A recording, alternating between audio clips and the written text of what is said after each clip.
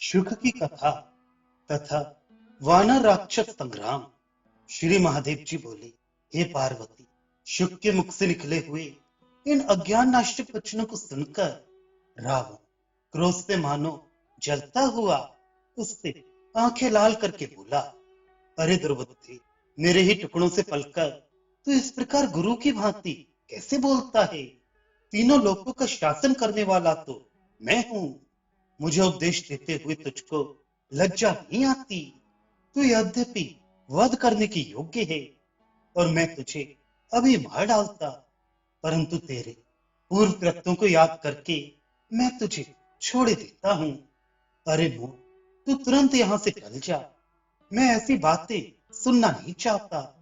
रावण के ये वचन सुनकर शुक, महाराज की बड़ी कृपा है, ऐसा कहकर कांपता हुआ अपने घर चला गया। पूर्व जन्म में शुक एक वेदज्ञ और ब्रह्मवेत्ता ब्राह्मण था तथा वानप्रस्थ विधि से अपने धर्म कर्म में तत्पर हुआ वन में रहता था। इस महामती ने देवताओं की वृद्धि और दैत्यों के नाश के लिए लगातार बहुत से बड़े बड़े यज्ञ किए।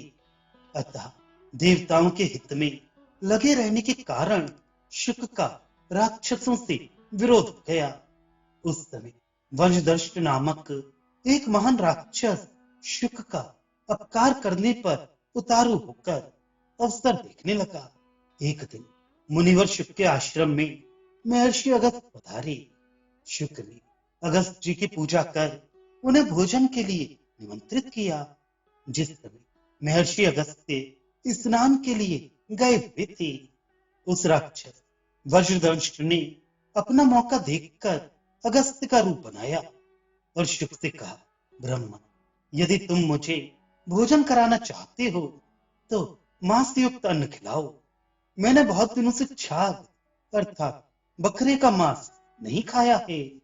तब शुक ने जो आज्ञा कहे बड़ी तैयारी से मांस में भोजन बनवाया।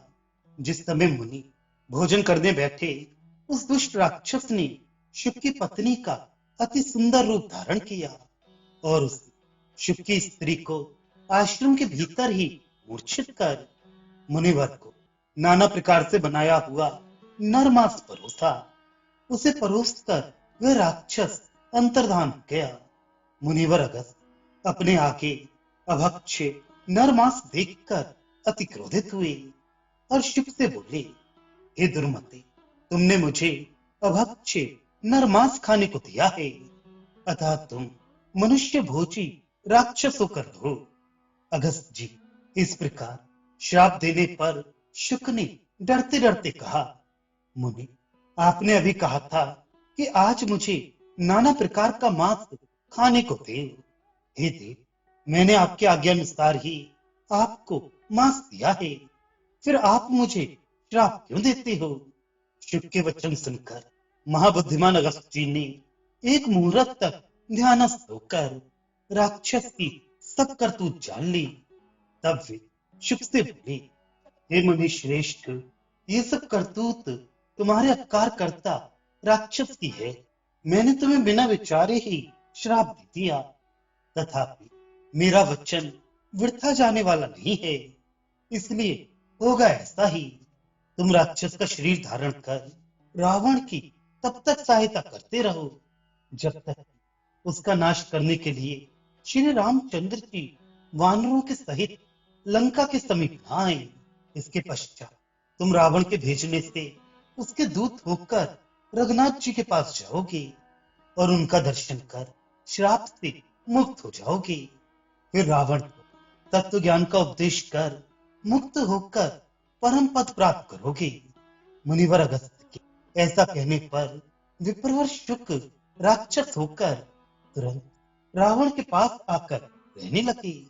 इस समय रावण के दूत रूप से लक्ष्मण सहित भगवान राम का दर्शन कर तथा रावण को तत्व ज्ञान का उपदेश दे विप्र शीघ्र ही पूर्ववत ब्राह्मण शरीर हो वानप्रस्थों के साथ रहने लगे। शुक के चले जाने पर राजा रावण की माता का प्रिय पिता अति बुद्धिमान और नीति निपुण वृद्ध राक्षस माल्यवान वहां आया। वह शांत चित्त से उस राक्षस वीर रावण से बोला, हे राजन, मेरी प्रार्थना सुनिए, फिर आपकी जैसी इच्छा हो वह करना। हे दशरथ, जब से नगर में राम भार्या जानकी का प्रवेश हुआ है, तभी से यहाँ बड़े भयंकर नाशकारी हेतु दिखाई दे रहे हैं। सो मैं आपको बतलाता हूँ, उन्हें सुनिए। अति भयंकर मेघगण तीक्ष्ण कड़क के साथ गरजते हैं और सर्वदा लंका के ऊपर गरम गरम रक्त की वर्षा करते हैं। देव मूर्तियां रोती हैं, उनके शरीर में पसीना आ जाता है और वे अपने स्थान से स्खलित हो जाते हैं। कालिका राक्षसों के आगे अपने पीले पीले दांत निकालकर हंसती है। गहुओं के गधे उत्पन्न होते हैं और चूहे न्योले तथा बिल्ली से एवं सर्प गरुड़ से युद्ध करते हैं। समस्त राक्षसों के घरों को समय समय पर काले और पीले रंग के एक महाभयंकर विकराल वदन मुंडित केश काल पुरुष देखा करते हैं। इस प्रकार ये तथा और भी बहुत से अपशकुन उत्पन्न होते और दिखाई देते हैं। अतः हे दशाशीष, अपने कुल की रक्षा के लिए इनकी शांति कीजिए और तुरंत ही सीता को सत्कार पूर्वक बहुत से धन के सहित रघुनाथ जी को दे दीजिए। राम को आप साक्षात नारायण समझिए, इसलिए उनमें द्वेष भाव छोड़ दीजिए। इन रघुनाथ जी चरण कमल रूप नौका का आश्रय लेकर भक्ति से पवित्र अंतःकरण हुए योगी जन संसार सागर को पार कर जाते हैं। अतः ये कोई साधारण पुरुष नहीं है, ये सबके अंतःकरणों में विराजमान है। आप भक्ति भाव से इन रघुनाथ जी का भजन कीजिए। यद्यपि आपका आचरण अच्छा नहीं है, तथा उनकी भक्ति से आप पवित्र हो जाएंगे। हे राजन, अपने कुल की कुशलता के लिए मेरा ये वचन मान लीजिए। किंतु माल्यवान के ये हितकर वाक्य दुष्चित रावण को सहन न हुए, क्योंकि वह काल के वशीभूत हो रहा था। वह बोला, इस विचार एक तुच्छ मनुष्य राम को, जिसने बंदर का आश्रय लिया हुआ है और जिसे उसके पिता ने भी निकाल दिया है, तुम किस बात में समर्थ मानते हो? वह तो केवल वनवासी मुनि जनों का ही प्यारा है। मालूम होता है तुम्हें राम ने ही भेजा है, इसलिए तुम इस प्रकार ऊंट पटांग बातें बनाते हो। जाओ, तुम बूढ़े और अपने सगे संबंधी हो, इसलिए मैंने तुम्हारी सब बातें सहन कर ली हैं। किंतु अब तुम्हारे वचन मेरे कानों को जलाते हैं। ऐसा कहकर वह अपने समस्त मंत्रियों सहित वहां से चल दिया और अपने राजभवन के सर्वोच्च तल पर बैठकर वानर सैनिकों को देखता हुआ अपने आसपास बैठे हुए राक्षसों को युद्ध के लिए नियुक्त करने लगा। इधर रामचंद्र जी ने रावण को बैठा देख अति क्रोधातुर हो लक्ष्मण जी का लाया हुआ धनुष उठाया। वह सिर पर मुकुट धारण किए अपने अनेक मंत्रियों से घिरा हुआ बैठा था। भगवान राम ने आधे निमिष में ही एक अर्धचंद्राकार बाण से उसके हजारों श्वेत छत्र और दसों मुकुट काट डाले। ये बड़ा आश्चर्य सा हो गया। इससे लज्जित होकर रावण तुरंत अपने घर में घुस गया।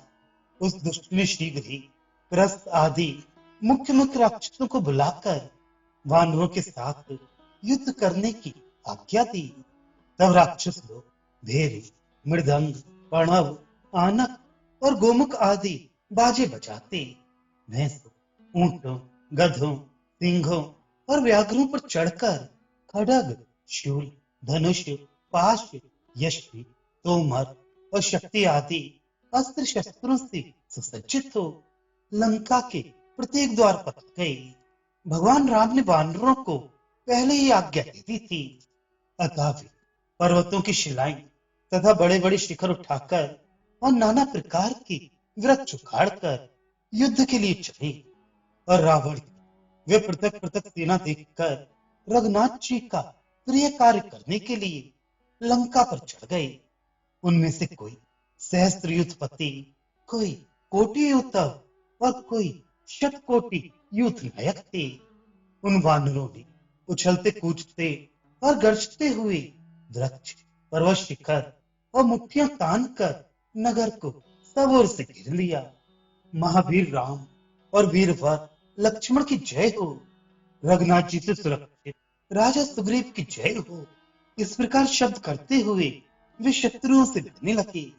हनुमान, अंगद, कुमुद, नील, नल, शरभ, मेंद, द्विविद, जामवान, दधिमुख, केसरी, तार तथा अन्य समस्त बलवान वानर और युद्धपतियों ने उछल उछल कर लंका के सब द्वारों को चारों ओर से घेर लिया।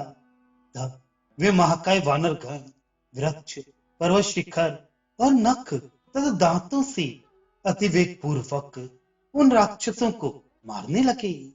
तब महाभयानक और बड़े बड़े ढील वाले महाबली राक्षस गण भी अतिरोष पूर्वक सब द्वारों से निकलकर विंध्यपाल, खड्ग, शूल और परशु आदि विविध अस्त्र से वानर सेना पर प्रहार करने लगे। इसी प्रकार विजयी वानर वीर भी राक्षसों को मारने लगे। उस समय वहां राक्षसों और वानरों का बड़ा विचित्र युद्ध छिड़ गया, जिससे उस रणभूमि में रक्त और मांस की कीच हो गई।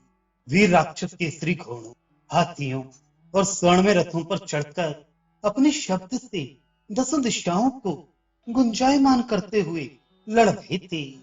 और राक्षस तथा वानर दोनों ही परस्पर एक दूसरे को जीतना चाहते थे।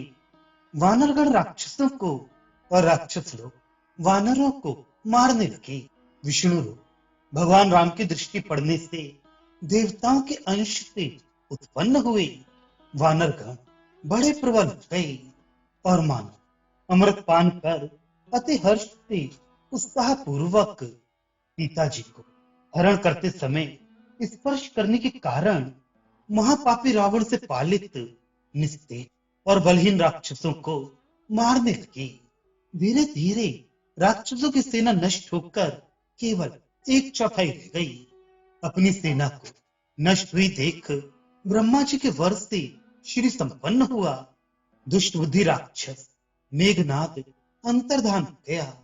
वह दैत्य सब प्रकार के अस्त्र शस्त्र चलाने में कुशल था। अतः वह आकाश में चढ़कर ब्रह्मास्त्र द्वारा वानर सैनिकों को दलित करता हुआ सब ओर नाना प्रकार के शस्त्र और बाण समूह बरसाने लगा। ये बड़ा आश्चर्य सा होने लगा। अस्त्रवेत्ताओं में श्रेष्ठ भगवान राम भी ब्रह्मास्त्र का मान रखने के लिए एक क्षण तक चुपचाप वानर सेना का पतन देखते रहे। अंत में वे रघुश्रेष्ठ क्रोध से अग्नि के समान प्रज्वलित हो उठे और बोले, लक्ष्मण, मेरा धनुष तो लाओ।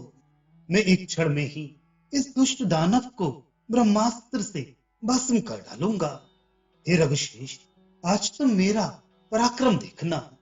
मेघनाद भी बहुत सावधान था।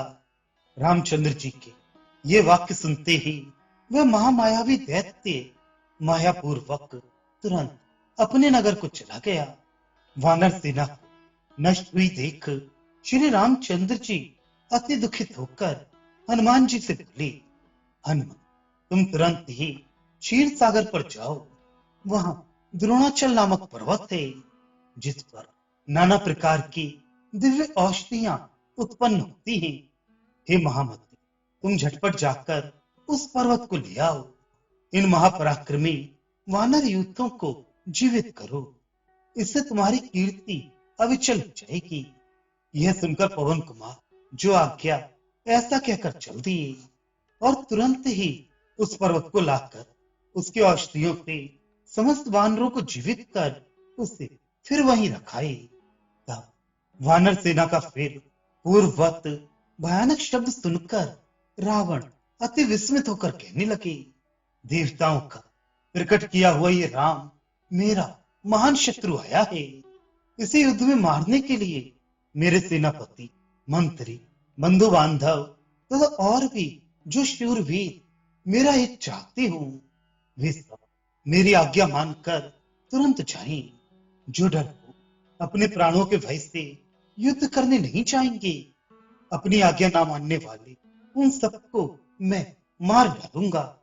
रावण की आज्ञा सुनकर अतिकाय, रहस्य, महानाद, महोदर, देव शत्रु, निकुंभ, देवांतक और नरांतक आदि रणकुशल वीर तथा और भी समस्त बलवान योद्धा भयभीत होकर दानवों के साथ युद्ध करने के लिए चले तथा और भी बहुत से सैकड़ों सहस्त्रों शूरवीर अपने अपने बल के गर्व से उन्मत्त हो वानर सेना में घुसकर उसे दलित करने लगी।